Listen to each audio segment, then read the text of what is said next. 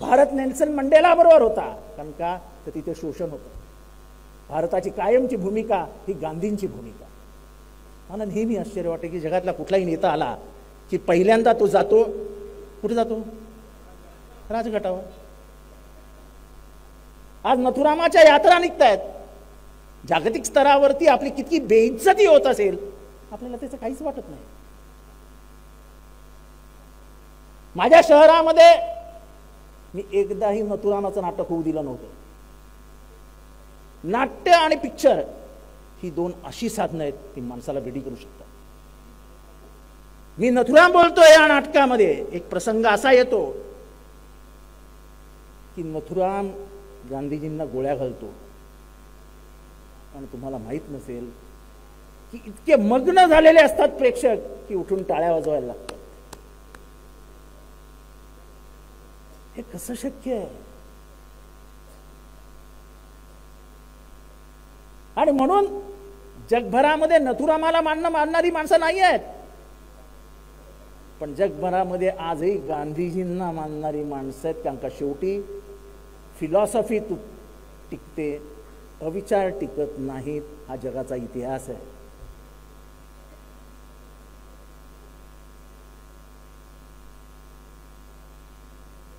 तर राम मंदिराची चर्चा सुरू होईल.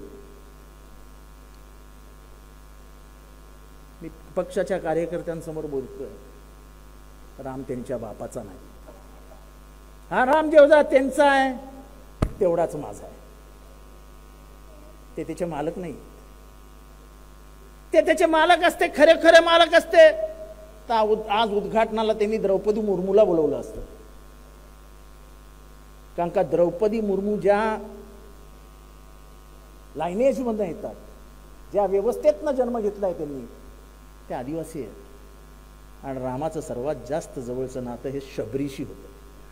आपल्याला कदाचित रामायणातला हा भाग आठवत नसेल की कदंब ऋषीच्या आश्रमामध्ये कदंब ऋषी गेल्यानंतर त्यांनी सांगितलं होतं की या आश्रमामध्ये राम आणि लक्ष्मण येतील, त्यांचं तू स्वागत कर, त्यांची सेवा कर. आणि ती आशेने अनेक वर्ष वाट बघत होती. आणि एक दिवशी 2 जण चालत येताना दिसले.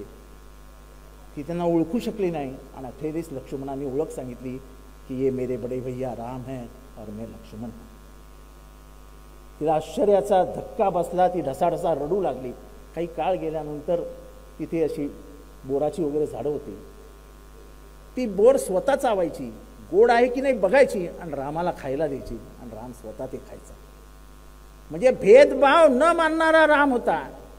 आणि तुम्ही प्रत्येक उद्घाटनाला त्या द्रौपदी मुर्मूला राजभवनामध्ये लॉक करून ठेवता आणि स्वतः उद्घाटन करायला निघून जाता.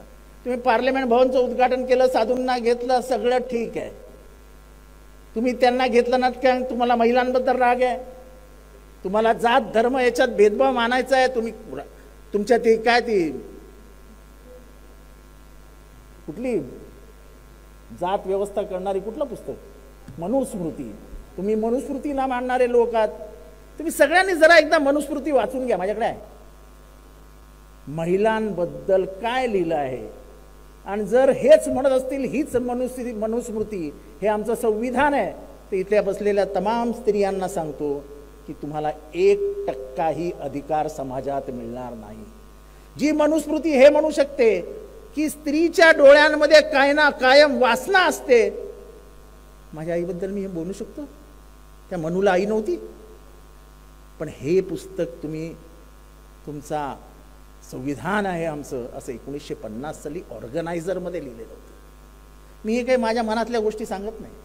1950च्या ऑर्गनायझरमध्ये तुम्ही राष्ट्रध्वज कसा असावा याचं वर्णन करून ठेवलंय. तुम्ही 1950च्या पुस्तकामध्ये ऑर्गनायझर हे त्यांचं मुखपत्र होतं, त्याच्यात लिहिलेलं आहे की मनुस्मृती हेच संविधान असेल. आम्ही बाबासाहेबांनी लिहिलेलं संविधान मानत नाही. आणि मनुस्मृती ह्याच्यामध्ये काय लिहिलंय ते जरा महिलांनी कधी वाचून घ्या. आपण सांगत नाही, आपण बोलत नाही आणि त्यांना त्यामुळे लोकांना कळत नाही. राम मंदिराचं आमंत्रण आलं नाही. अरे तुम्ही कोण होता बे आमंत्रण द्यायला? राम का तुमच्या बापाचं आहे? ते मंदिर का तुमच्या बापाचं आहे? तुम्हाला आमंत्रण, तुम्हाला जर मंदिर स्थापन करायचं होतं तर रामनवमीच्या दिवशी का नाही केलं? आम्ही कळत न कळत शिर्डीला आलो, पण आम्ही त्या शिर्डीला आलो ज्या बाबांनी रामाचं सर्वात जास्त नाव घेतलं. एकीकडे अल्लाह मालिक आणि एकीकडे राम. रामनवमीचा उत्सव हा शिर्डीतला सर्वात मोठा उत्सव असतो, आपल्याला सगळ्यांना. आपण कळत न कळत आलो, कारण का आमच्या मनात राम आहे. तोंडात राम आणि मनामध्ये रावण, हे आम्ही कधी करत नाही. आजकाल ही नवीन घोषणा सुरू झाली. मी त्या दिवशी असाच एका ब्राह्मण लोकांच्या सभेत गेलो, कार्यक्रमाला गेलो. मी चालत होतो, चालता चालता बघितलं तर सगळीकडनं जय श्रीराम जय श्रीराम. मी वरती गेलो आणि म्हटलं शांत रहिये, आणि मीच ओरडलो जय श्रीराम. मला एवढंच सांगायचं, तुमचा बापाचा नाही, तो माझा पण आहे. मी म्हटलं राम का इतिहास पता आहे? आणि जे राम दर्शनाला जाणारे ते तिन्ही पक्षातले लोक, त्यांनाही सांगू इच्छितो की 14 वर्षाचा वनवास फक्त आईच्या आणि वडिलांच्या इच्छेखातर भोगणारा राम हा या पक्षात असू शकतो, या 3 पक्षात. अरे तुम्ही या 84 वर्षाच्या म्हाताऱ्याचं ऐकलं नाही, आमच्या आजोबाचं बापाचं नाही ऐकलं, तुम्ही कसली रामाची पूजा करायला चालले? अरे रामाकडनं काय शिकणार तुम्ही? तो राम म्हणेल अरे बाबा ये लोग आए भागो इधर से. त्यामुळे राम मंदिर वगैरे काही फार काही मोठा असा ते जे करतायत ते फार काही पुढे जाईल असं मला वाटत नाही. ह्याच्या रिॲक्शन्स येत आहेत, लोकांना अस्वस्थ वाटायला लागलंय की ज्या पद्धतीने हे सगळं पुढे नेलं जात आहे. काल भीमा कोरेगावला 60 लाख लोक आली होती. किती? 60 लाख लोक. लोकांना कळत नाहीये देशात काय, ज्या पद्धतीने लोक वागायला लागली, ज्या पद्धतीचा उन्माद दिसायला लागलाय, ती पद्धत बघितल्यानंतर या देशाची लोकशाही टिकेल की नाही हा प्रश्न निर्माण. आपल्याला वैयक्तिक भांडण नाही कोणाशी, पण बाबासाहेबांनी लिहिलेलं संविधान आणि त्यातनं निर्माण झालेली पार्लमेंट, लोकसभा, राज्यसभा ही टिकवायची. एका प्रश्नावरती फक्त प्रश्न विचारू नये. लोकसभेमध्ये घुसलेल्या त्या 4, त्यांना मी अतिरेकी म्हणणार नाही, 4 जणांविरुद्ध 4 जण कशी घुसले हा फक्त प्रश्न लोकसभेचे खासदार विचारत होते. तुम्हाला उत्तर द्यायची नव्हती म्हणून तुम्ही त्यांना लोकसभेतनं बाहेर करून टाकलं, आणि याला तुम्ही संसदीय लोकशाही म्हणता?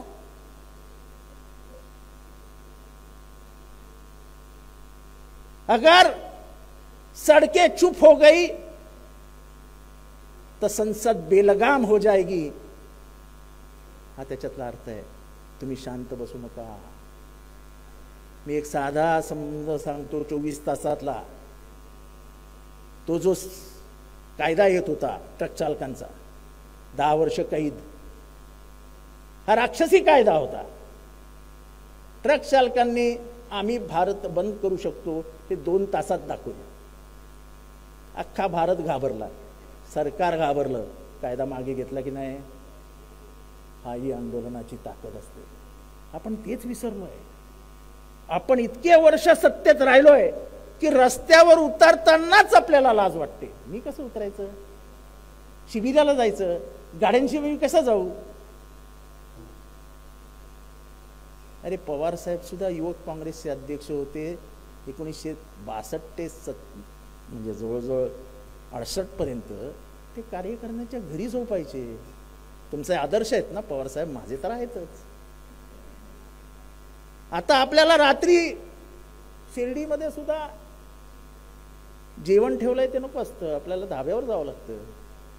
कार्यक्रम असतो ना राष्ट्रीय.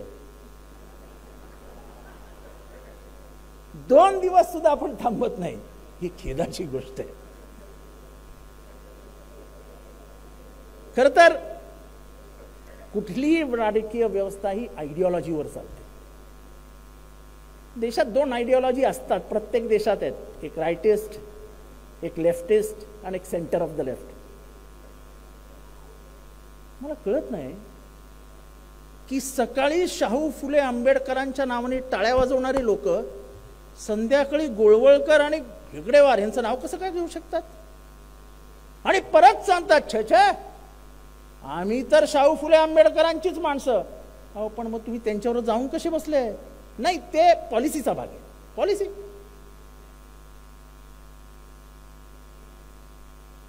मग अजित दादा, माझा प्रश्न आहे तुम्हाला की 2019 साली तुम्ही गेले, तुमच्या मनात कुठली पॉलिसी होती? आणि आल्यानंतर परत उपमुख्यमंत्री झाले, ही कुठली पॉलिसी होती? मी माफी मागतो साहेबांची, तमाम इथे बसलेल्या शरद पवार प्रेमींची, पण 2019 बंड केल्यानंतर त्यांना उपमुख्यमंत्री पदी बसवणं ही राष्ट्रवादीची सर्वात मोठी चूक होती. कारण once a traitor is always a traitor. एकदा माणूस गद्दार असेलच तर त्याच्या मनात ते कायम असतं. आणि साहेबांची माफी मागून मी परत सांगतो की जिथे जिथे त्यांना संधी मिळाली तिथे तिथे त्यांनी साहेबांच्या जवळच्या माणसांचा अपमान केला. मी स्वतःच्या डोळ्यांनी बघितलेलं. अनेक कहाण्या मला माहिती आहेत. त्याच्यातली एक कहाणी दत्ता मेघेंची मी कधीतरी साहेबांना एकांतात सांगितली. साहेबांच्यावर मनापासून प्रेम करणारे कार्यकर्ते होते, मनापासून साहेबांपासून काहीच न लपवणारे कार्यकर्ते होते. त्यांना तोडलं कोणी? हे सगळं केलं कोणी? त्याचं एकमेव कारण होतं शरद पवारांच्या नंतर हे सगळं करणारे अजित पवार. मी खुल्ला बोलतो, मला काय त्यांच्याकडनं कधी काही मिळालेलं नाही, मी त्यांच्याकडनं काही घेतलेलं नाही आणि ह्याच्या पुढे तर माझ्या त्यांच्याकडे काही घ्यायचं पण नाही, आपल्याला काय परत जायचंच नाही. पण मी साहेबांना एवढीच विनंती करीन, साहेब परत वाटा बंद करा, ह्यांना परत आपल्या पक्षात घेऊ नका. काही गोष्टी स्पष्टपणाने कार्यकर्त्यांच्या मनातलं बोलायला मी इथे आलोय. जोपर्यंत ते पक्षात होतं तेपर्यंत आम्ही दादागिरी सहन केली, ती तुमच्यासाठी की तुम्ही चिडायला नको, तुम्हाला राग यायला नको. पण साहेब आता आमचा काय संबंध त्यांच्याशी? ते तुमच्यावर बोलतील, 1 मिनिटात त्यांना प्रत्युत्तर दिलं जाईल. ते तुमच्या वयावर बोलतात. दिलीप वळसे पाटील काय ते आंबेगाव ते विटी मॅरेथॉन धावणार आहेत का?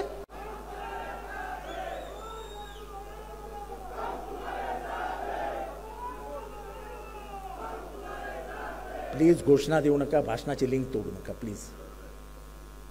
त्यामुळे वयावर बोलणं हे कोणाला शोभतं? कोणीतरी बोलतोय 2 खासदार जे आहेत ते त्यांच्यामुळे निवडून आले. अहो ते कोणामुळे बनले? अहो अख्खं कसलेलं शेत हातात दिलं ना तुमच्या, अख्खं नांगरलेला महाराष्ट्र तुमच्या हातात दिला. त्या कर्तृत्ववान माणसाने कायम 60-65 आमदार निवडून आणले. अहो तुम्ही बाजूच्या 4 तर निवडून आणून दाखवायला पाहिजे होते. मी याला पाडेन, मी त्याला पाडेन. भविष्य लिहिण्याचा अधिकार देवाने कोणालाही दिलेला नाही, त्याच्या हातात ठेवलेला आहे. आणि जो हे गर्व असतं ज्याच्या मनात, त्याचं भविष्य बरोबर देव लिहितो. हे काय भाषा आहे? आणि कोणाविरुद्धची भाषा आहे? ज्यांनी तुम्हाला घडवलं त्याच्या विरुद्धची. मला आश्चर्य वाटतं तटकरेंचं. आजही काय बोललेत साहेबांविरुद्ध. तटकरे साहेब, तुम्हाला माहिती आहेत का त्यांच्या घरात पदं किती होती? ते स्वतः, त्यांची मुलगी, मुलगा, पुतण्या, भाऊ, अजून काय पाहिजे तुम्हाला? अहो मला पालकमंत्री न करता त्या पोरीला केलं दादांनी मैत्री खातर. आणि तेव्हा एकनाथ शिंदेनी मला बाजूला घेऊन सांगितलं की जितेंद्र, तुझ्या मनात माझ्याबद्दल राग ठेवू नको. मी पक्ष मीटिंग मध्ये सांगितलेलं की मला रायगड हवंय, मला पालघर नको. कारण का पालघर तुला जावं अशी माझी मनापासूनची इच्छा होती. पण दादांनी विरोध केला. दादा म्हणाले पालघर तुम्हाला घ्या, मला रायगड पाहिजे. कारण का मित्राला दिलेला शब्द पाळणारे दादा आहेत. पाळला ना ते शब्द, आधी तिला दिला ना ती. मला त्याच्याबद्दल बोलायचं नाही. पण तेव्हा तुम्ही साहेबांबद्दल बोलता तेव्हा तुमच्या हे गणित लक्षात येत नाही की आपण काय काय कमवलं, काय काय घेतलं. इतका ऐश्वर्य, इतकी प्रतिष्ठा कोणामुळे मिळाली? या माणसामुळे. प्रफुल्ल पटेल नाव घेऊन बोलतो, कोणी बोलणार नाही. मला काय 2004 साली साहेबांच्या मागे लागला होते की चलो बीजेपी में जाएंगे, चलो बीजेपी में जाएंगे. साहेब कधी बाहेर बोलत नाही, हा त्यांचा चांगुलपणा आहे. पण आमच्यासारखी फटकळ माणसं बोलतात, कारण का समाजाला कळलं पाहिजे काय परिस्थिती होते. 2014 नंतर 2019 पर्यंत या पक्षातले जे नेते तिथे गेलेत, तो प्रत्येक जण सांगायचा सकाळी येऊन, साहेब चला ना बीजेपीत जाऊया, साहेब चला ना बीजेपीत जाऊया. साहेब कधी जरी महिन्यात 2 महिन्यात जर मूडमध्ये असले तर सांगायचे, जितेंद्र ही माणसं तुमच्याबरोबर आहेत, तुम्ही कशाला रडणार तुमच्या या बीजेपी बरोबर. आणि त्याच्यातलं एक सुनील तटकरे होते. तुमच्या मनात हे होतंच. 2019च्या बंडामध्ये जरी तुम्ही सर्व रोखला होतात, तरी 2019च्या बंडामध्ये सर्वात मोठा आहात. अजित पवारांना वेगळ्या मार्गावर घेऊन जाणारं जर महाराष्ट्रात कोण असेल तर ते सुनील तटकरे आहेत, हे तुम्ही सगळ्यांनी लक्षात ठेवा.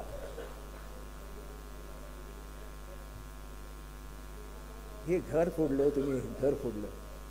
मला आज महाराष्ट्राला एवढंच सांगायचं आहे, तटकरे साहेब तुम्ही घर फोडलं. आज तुमच्या घराची काय स्थिती आहे? आज तुमच्या भावाभावामध्ये काय होतंय? सख्या बहीण भावामध्ये काय होतंय? तुम्ही जे पेराल तेच घरामध्ये उगवेल, एवढं लक्षात ठेवा. नियतीचा खेळ आहे, तो कोणालाही चुकलेला नाही. महाराष्ट्रातली सामाजिक अस्वस्थता जाऊ द्या, त्याचं नाव घेत नाही मी तोंडात.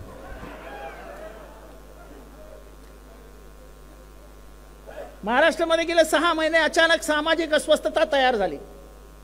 लोकसभा आणि विधानसभेच्या निवडणुका आल्या की एकडे रामनाम सुरू होतं आणि दुसरीकडे सामाजिक अस्वस्थता सुरू होते. 2014च्या निवडणुकीच्या अगोदर साहेबांच्या घरासमोर आंदोलन झालं, धनगर समाजाचं. ते वाजवत भाजपाचे सर्वात मोठे नेतेही वाजवण्यात होते. आणि आठवड्याभरात आरक्षण, ते बिचारे अजूनही धनगर आरक्षण शोधत आहेत. द्यायचं नाही कुणाला, पण इथे गुळ लावून ठेवायचा. गुळ दिसला की माणूस,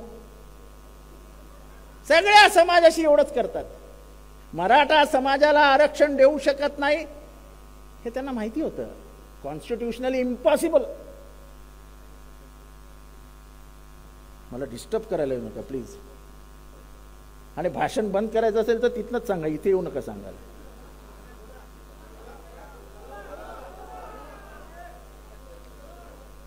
मी कशावर बोलत होतो? मराठा आरक्षण हे कॉन्स्टिट्युशनली आपण देऊ शकत नव्हतं, हे मुख्यमंत्र्यांना माहित नव्हतं. त्यांचे लीगल ॲडवायझर, आपल्या स्टेट मधला ॲडव्होकेट जनरल, हे सगळे सल्ले द्यायला असतात ना मुख्यमंत्र्यांना.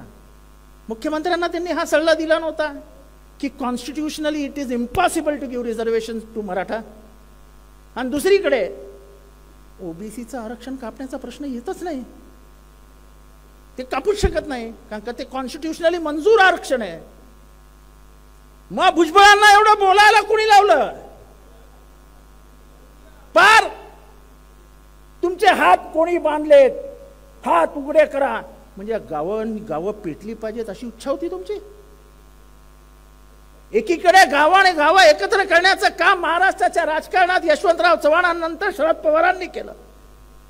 ती सामाजिक परिस्थिती उद्ध्वस्त करण्याचं काम तुम्हाला करायचं होतं. भुजबळ साहेब, आम्ही तुम्हाला ओबीसीचे नेते मानत होतो नाही, मानतो. पण तुमचा तोल का गेला हे कळलं नाही.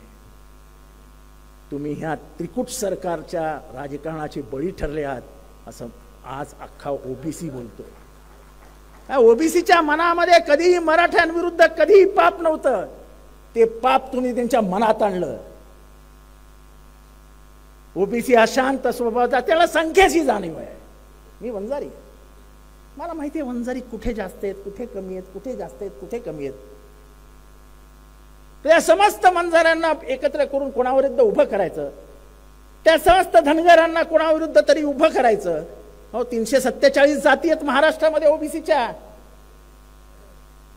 त्यांना एकत्र करून तुम्ही काय करू पडलं? कुरुक्षेत्र महाराष्ट्राचं रक्ताचा म्हणजे सडा पडायचा होता आपल्याला. आणि अचानक युटर्न का घेतलात तुम्ही? हो, तुम्ही काय ते मिनिस्ट्रीमध्ये आहात ना, कॅबिनेटमध्ये आहात ना. मी तर 2.5 वर्षच होतो, पण कॅबिनेटची ताकद काय ते आम्हाला माहिती आहे ना. कॅबिनेटमध्ये तुम्ही बोलू नाही शकलात. जे कॅबिनेटमध्ये बोलायचं होतं ते तुम्ही रस्त्यावर येऊन बोलत होते. तलवार काढू, हे काढू, ते काढू. ही भाषा कॅबिनेट मिनिस्टरला शोभत नाही. सर्व जाती धर्मांना एकत्र घेऊन चालू आहे असा कॅबिनेट मिनिस्टर असावा लागतो, कारण का तशी तुम्ही शपथ घेतलेली असते. पण कोणीतरी तुमच्या तोंडावाटे बोलत होतं हे महाराष्ट्राला आता कळतंय, पण भुजबळ तुमच्याकडनं ही अपेक्षा नव्हती. का लावायची भांडणं? मुख्यमंत्री महोदयांना माहित नव्हतं की जानेवारी 24ला आपण आरक्षण देऊ शकत नाही. मुख्यमंत्र्यांनी का दिला शब्द? का गेले पाया पडायला त्या शिवाजी महाराजांच्या? कशाला एवढी नाटकं करायची? स्पष्टता राजकारणात असायलाच पाहिजे. मंडळ आयोगाला डॉक्टर बाबासाहेब आंबेडकरांचं नामकरण आलं. साहेबांकडे अनेक आमदार गेले मराठवाड्यातल्या, सांगितलं साहेब सत्ता जाईल. साहेबांनी सांगितलं सत्ता गेली तरी बेहतर. ज्या फुले शाहू आंबेडकरांच्या मी नावाने राजकारण करतो, जेव्हा त्यांच्या सन्मानाची वेळ येईल तेव्हा मी एक पावली मागे जाणार नाही. त्यांनी दिलं ना नाव. ओबीसी ओबीसी ओबीसी ओबीसी वर तयार आहे. ओबीसीला मान्यता, ओबीसीला राजकीय मान्यता कोणी दिली?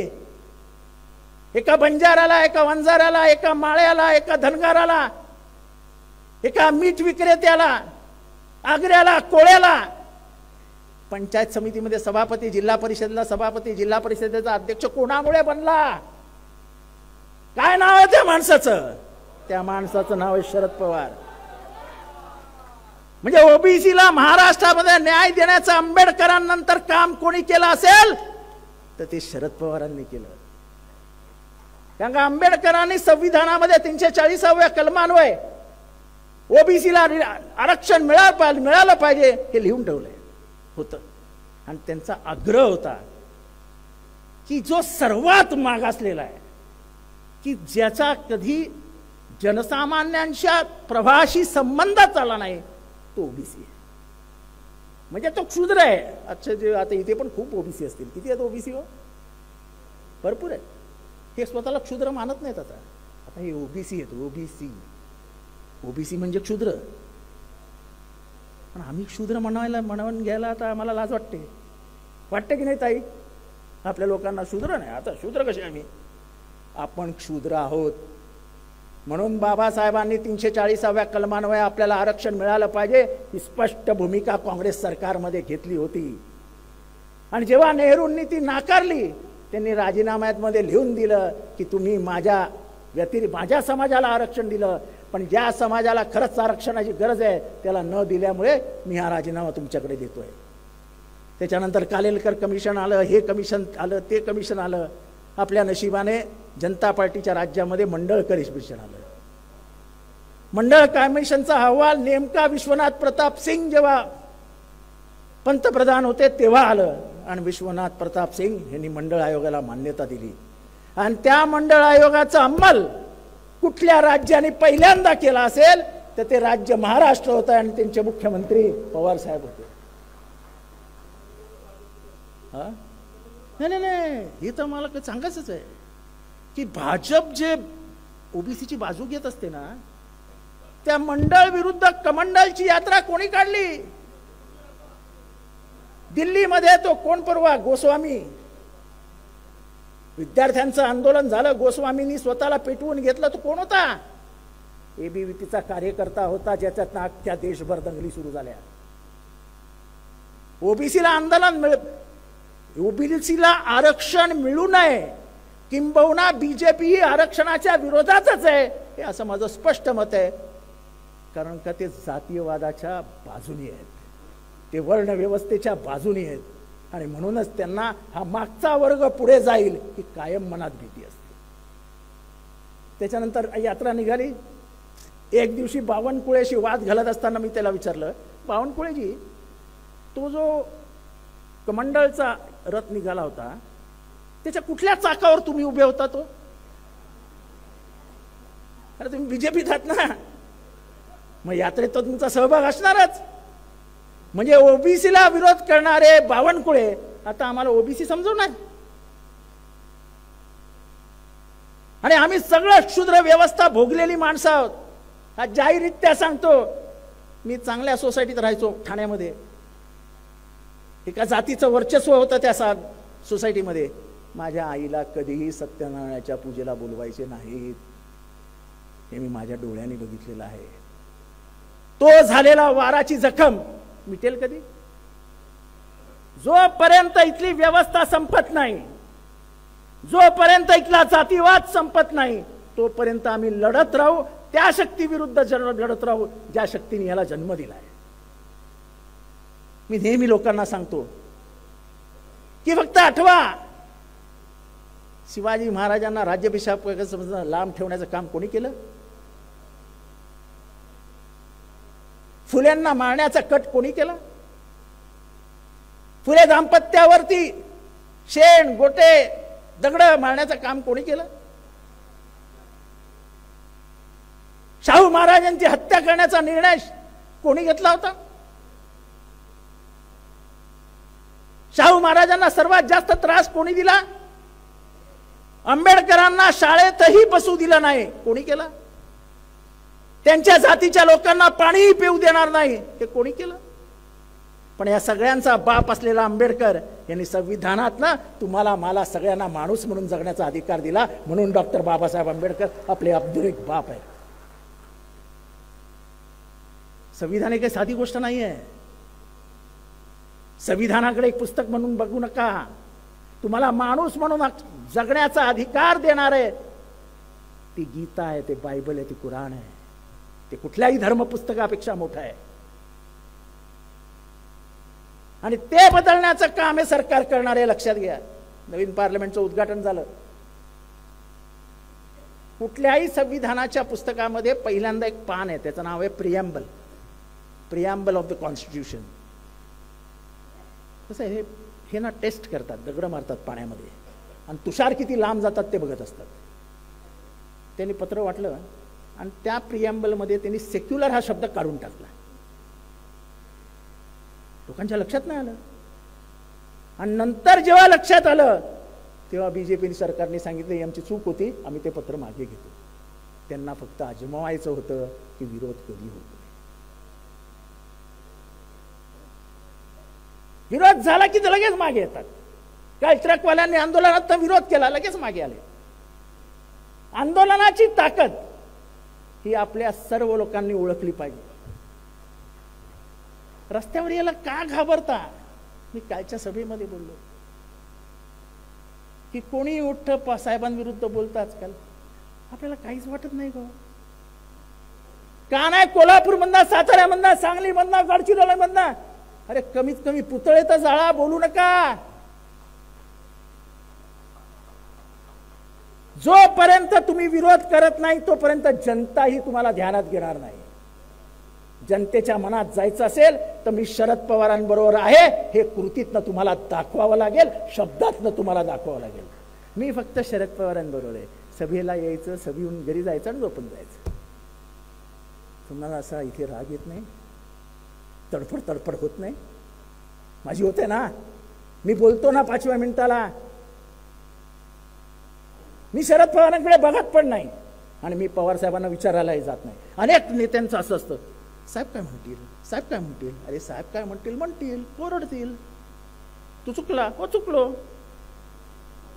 अरे त्याचीच लेकरं आहोत ना आपण. मग ते म्हणाले तू चुकलो आणि ओरडले तर काय झालं? पण करायचंच नसले की असे 10 प्रश्न समोर येतात. साहेबांच्या वयाबद्दल बोलले, किती रिॲक्शन आल्या. अशा 1-2 हात वरती नको आहेत मला, सगळ्यांचे हात वरती पाहिजे होते की साहेब आम्ही रिॲक्शन्स दिल्या. तर तटकरे आज बोललाय की जेवढे शिबिरात असतील त्याच्यातले अर्धे आमच्या पक्षात आलेले असतील. त्याचं ते स्वप्न आहे. ज्या दिवशी शरद पवार तुमच्या 52-40 आमदारांच्या मतदारसंघात जायला लागतील त्या नंतर तुमच्या बरोबर किती आमदार राहतात हे फक्त मोजा. हे फक्त मोजा. म्हणजे मला ते 50 खोक्याचे आमदार परवडतात. 50 खोके घेतलेले ना ते शिंदे बरोबरच्या आमदारांनी, असं काय म्हणतात ना 50 खोके घेतले. अरे ह्यांचे आमदार तर भांडून 600 कोटी, 400 कोटी, 450 कोटी, म्हणजे एकेकाला निधी किती, आणि हा वापरणार कधी आणि पैसा येणार कधी. हा तुमच्या बजेटरी प्रोव्हिजन्स मध्ये दादा आम्ही बोलायचो मंत्रिमंडळात असताना, तेव्हा आम्हाला काय आता यांना खूप कळतं. आम्ही 10 कोटी मागायचो. साहेबांचा राजीनामा जो जबरदस्तीने घेण्यात आला होता, त्याच्यानंतर जेव्हा पब्लिकने विरोध केला तेव्हाची त्यांची भाषा तुम्हाला सगळ्यांनाच आठवत असेल. म्हणजे साहेबांचा राजीनामा पडलाच पाहिजेत. मला तर त्यांनी जवळ बोलवून घेऊन सांगितलं, ताई माफ करा, ते गपना आहे. म्हटलं का हो, ताईंना अध्यक्ष करायचंय म्हणजे पक्ष आपल्या ताब्यात घेऊन बीजेपीच्या ताब्यात देऊन टाकायचं आहे. आणि म्हणूनच आमचा विरोध होता. आणि म्हणून आमच्यासारखी लोक जाऊन साहेबांना भेटली आणि साहेबांना प्रश्न विचारला, साहेब तुम्ही राजीनामे देणारे कोण? आम्ही आयुष्याची 35 वर्ष तुमच्या बरोबर लावली आहेत. आमच्या आयुष्याचा तुम्ही काहीच विचार केला नाही. या 7-8 जणांच्या नाटकापायी जर तुम्ही हा निर्णय घेणार असाल तर आम्हाला निर्णय नामंजूर आहे. आम्ही त्याला विरोध करणार. आणि आम्ही त्याला विरोध केला.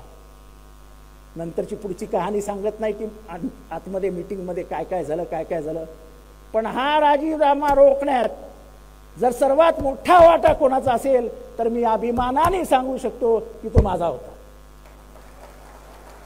आणि म्हणून त्यांचा माझ्यावर प्रचंड राग आहे. मला त्याची काही फरकही पडत नाही, कारण त्यांच्याकडनं मी कधी काही घेतलेलं नाही आणि घ्यायचंही नाही.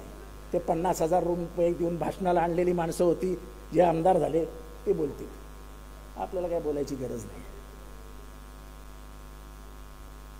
ते चित्र लावलेलं का रे, ते बाहेर जाणारे उद्योग.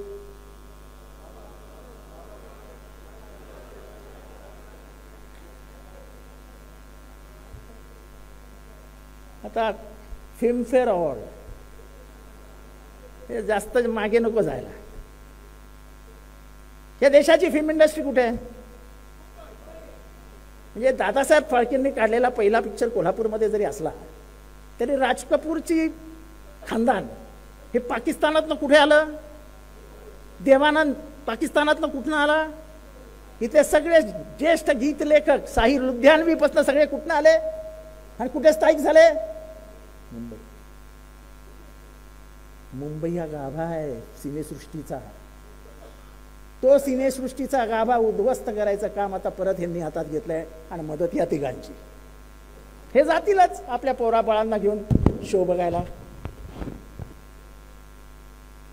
अरे मुंबईची शान आहे ना चित्रपट सृष्टी. हॉलिवूड बॉलिवूड हे बी कुठनं आलं? हे बी फॉर बॉम्बे होतं, त्याच्यातनं बॉलिवूड आलं. ते अर्थात एम झालं ती गोष्ट वेगळी. पण आपल्या सगळ्यात साधन सामुग्री संपत्ती उद्योग जर आपण गुजरातला देणार असू तर मराठी माणसाच्या वाट्याला तुम्ही ठेवणार काय ते तर सांगा. आमचा सर्वात मोठा हिरे उद्योग म्हणजे जो जगामध्ये 1 नंबर 2 नंबर 3 नंबरवर होता तो तुम्ही गुजरातला नेऊन टाकलात. तुम्ही 6 महत्वाचे उद्योग तिथे नेऊन टाकलेत. आज बेरोजगारीचा दर देशामध्ये महाराष्ट्राचा पहिला किंवा दुसरा आहे. तुम्हाला काय एवढं प्रेम आलंय गुजरातचं? काय एवढे गुजरातला मुजरा करतात? राजकारण गेलं खड्ड्यात. पण माझा महाराष्ट्र जगला पाहिजे, माझी माती जगली पाहिजे, माझी माती हिरवीगार राहिली पाहिजे, माझ्या तरुणांना रोजगार मिळाला पाहिजे, हे तुम्हाला वाटत नाही? हे भांडण कशासाठी आहे? कोणाविरुद्ध आहे? माझं वैयक्तिक भांडण नाही कोणाशी. मला काही नकोय तुमच्याकडनं. मी आज राजकारण सोडायला सांगितलं सांभाळायला ते इथनं उतरीन आणि घरी निघून जाईन. मला काही फरक पडत नाही. पण हे भांडण विचारांविरुद्ध आहे. फुले शाहू आंबेडकरांच्या विचारांसाठी लढायचं आहे. शिवाजी महाराजांसाठी लढायचं आहे. तुम्हाला माहिती आहे हिरवा झेंडा RSSच्या कार्यालयावर कधी लागला? माहिती आहे कोणाला? 1993 साली. तोही कोणी लावला माहिती आहे? काँग्रेसच्या 2 कार्यकर्त्यांनी घुसून तो झेंडा लावला. त्यांच्यावर आजही केस नागपूरमध्ये चालू आहे. कसल्या देशप्रेमाच्या गोष्टी आम्हाला शिकवतात? कसल्या देशप्रेमाच्या गोष्टी आम्हाला शिकवणार?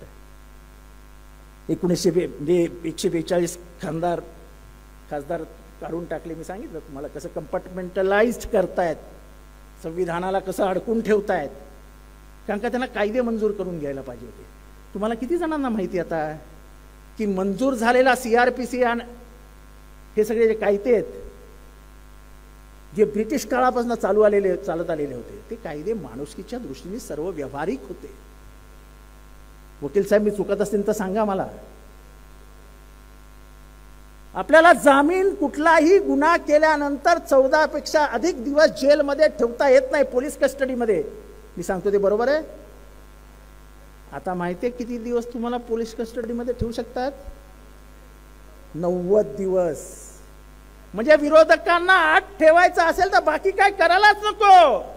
सध्याची गुलाम झालेली पोलीस यंत्रणा याचा वापर करून कुठल्याही विरोधकाला 3 महिन्यासाठी आत ठेवा अशी व्यवस्था करण्यात आलेली आहे. आणि म्हणून ह्याचा गवगवा होऊ नये, याच्यावर चर्चा होऊ नये म्हणून 142 खासदारांना बाहेर काढलं. ह्याच्यावर चर्चा झाली नाही? झाली.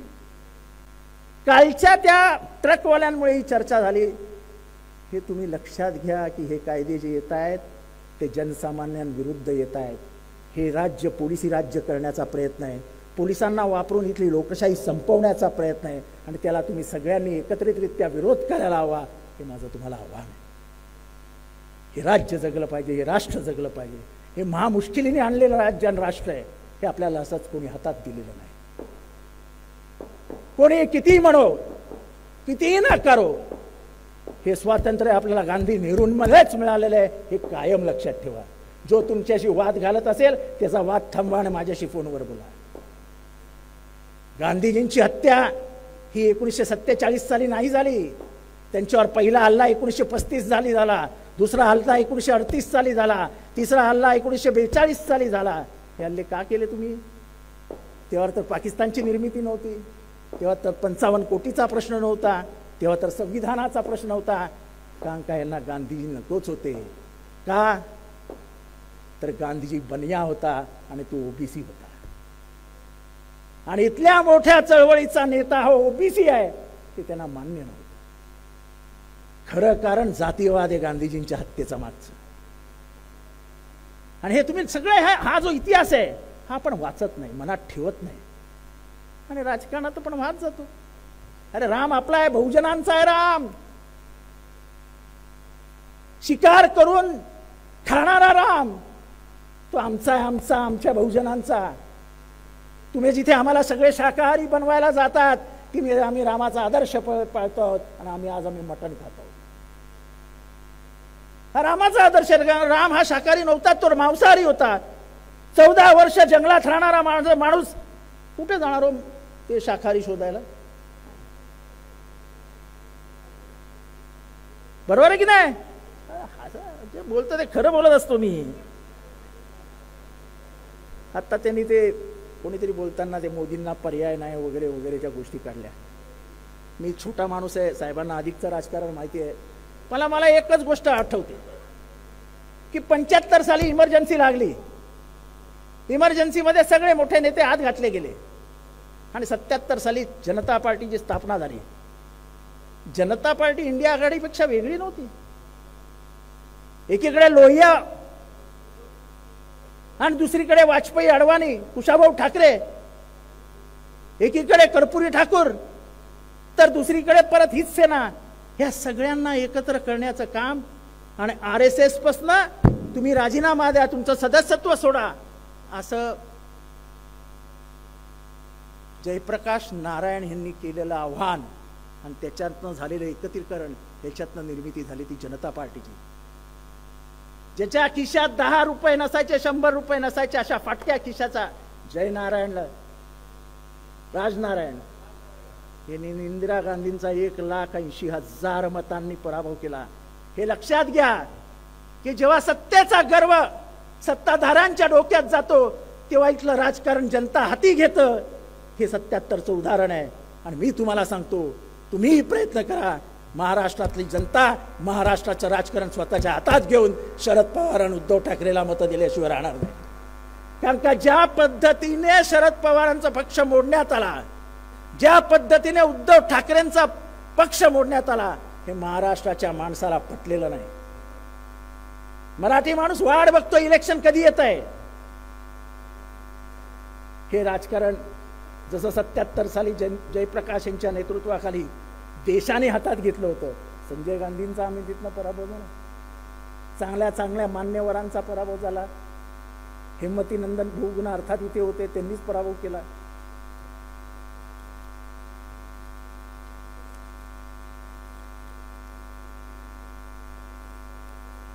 आता मी जे सांगणार आहे ते एवढंच आहे की ती हिना कौसर बोलत होती, हे थोडं आउट ऑफ बॅक बॉक्स घेऊन मी बोलतो.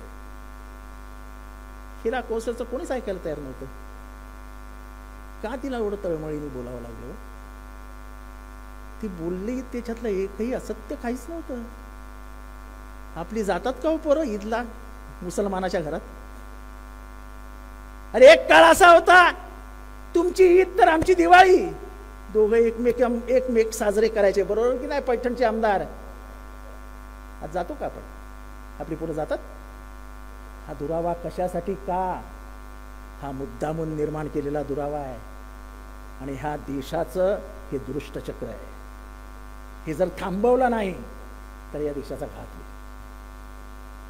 आपण धर्म मानतच नव्हतो.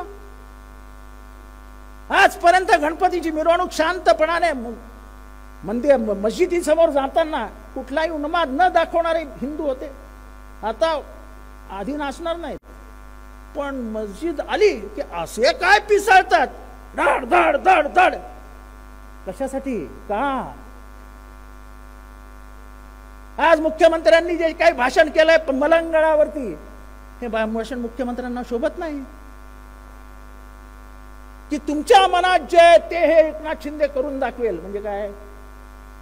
एकनाथ शिंदे नाही आता तुम्ही मुख्यमंत्री एकनाथ शिंदे आहात.